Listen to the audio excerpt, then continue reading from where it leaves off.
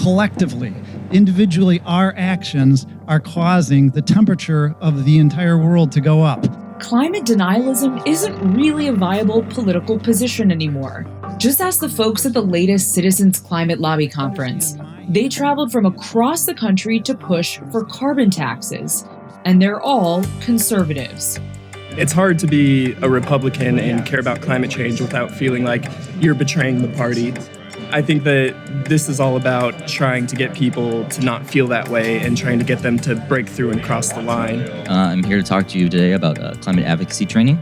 Jacob Abel is a college senior who's training the members of the Eco-GOP how to convince Republican lawmakers to act on climate change. Do you think that young Republicans are going to be the ones who potentially make a difference in the party on this issue of climate advocacy and climate change? I do. Kevin McCarthy actually had a closed-door meeting a few weeks ago with his members and said we need to address climate change because we're going to lose voters over this. So I think that impact's already happening because they can see young people want to get this addressed and they want a Republican way to do it, a conservative way to do it. Their solution? A House bill called the Energy Innovation and Carbon Dividend Act. It would place a carbon fee on emissions to be paid out by companies, and that money would be given back to citizens as a dividend check to American households. The bill has some sweeteners for conservatives too, like halting certain greenhouse gas regulations in the Clean Air Act. But so far, only one Republican, retiring Congressman Francis Rooney, has signed on. So these newly minted lobbyists have to be calculating. When you're introducing yourself on the Hill, you don't need to say the word climate or CCL in your introduction. In fact, it helps if you focus more on connecting with the person you're going to be talking to, a Republican staffer, a Republican member of Congress. The next day, lobbyists hit the Hill. I've heard that a lot of environmental groups and maybe staffers are not very clear about what they want, so staffers appreciate just being direct. They met with 74 Republican offices that day. How was that meeting in Senator Lindsey Graham's office? It went very well. We disagree a bit on the dividend model of the carbon pricing, but I think in the future, if a carbon pricing bill does come up with more support, he'll definitely be a leader on it. How would you describe the Republican Party's position right now on climate change? It's not where I want it to be, but I certainly think they're accepting that it's caused by humans, man-made, and that we need to address it. But I think for a lot of the conservatives here today, it's not enough. We want to see them go further, take more of a loaded approach to the issue and more comprehensive.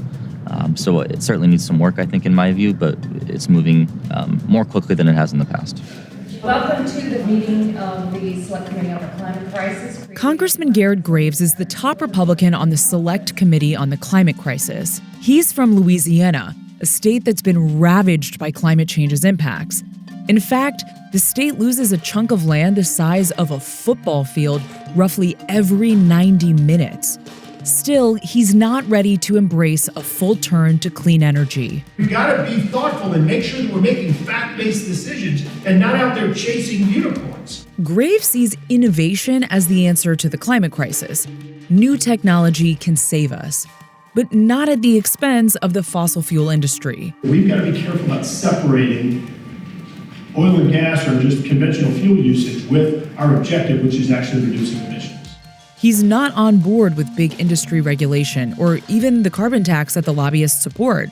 We were on Capitol Hill with this group of conservative lobbyists who are lobbying lawmakers about this bill, H.R. 763. Do you support that legislation? I don't. I don't think that approach makes a lot of sense. Instead of going out there and talking about these idealistic solutions, what we need to be doing is bringing more science to the table and figuring out how to double and triple down on the very solutions that have allowed us to be the global leader. That way we're not out there on these theoretical solutions. I want to ask you about Louisiana specifically. How much money do you take from the fossil fuel industry?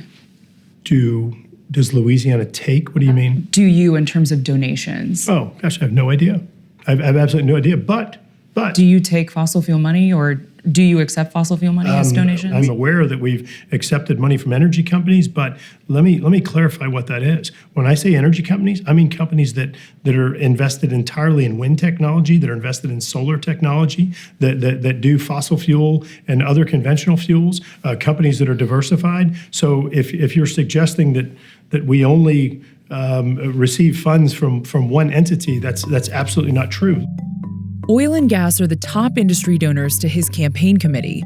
So what solutions will Graves support? Trees, 1 trillion of them. Polling indicates that young conservatives think the party isn't doing enough on climate. That's why House Republicans are rolling out a response. And the major plank is the Trillion Tree Initiative. Even Trump is into it. To protect the environment, days ago, I announced that the United States will join the 1 Trillion Trees Initiative, an ambitious effort to bring together government and private sector to plant new trees in America and all around the world. Scientists don't all agree the Trillion Tree idea is a good one.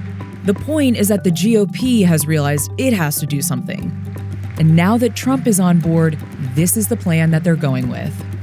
The president has called climate change a hoax in the past.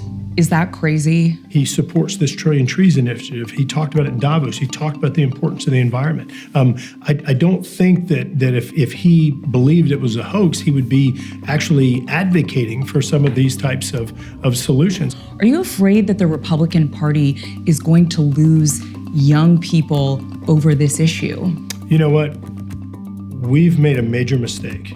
And we've failed. We need to do a better job educating people about the extraordinary progress we've made and how we are the singular global leader, the singular reducer in emissions more than the next 12 countries combined. You're right that we have made mistakes and we have failed in educating the public about the incredible progress that we've made.